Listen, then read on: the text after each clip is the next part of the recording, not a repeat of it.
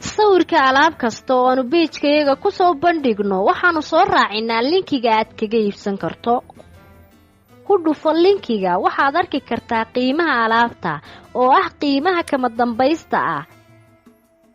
halkan geli teelka ama nambarka aad lacagta ka dirayso adigoo raacaya tilmaanta 6 ka bilow tusaale 61998838.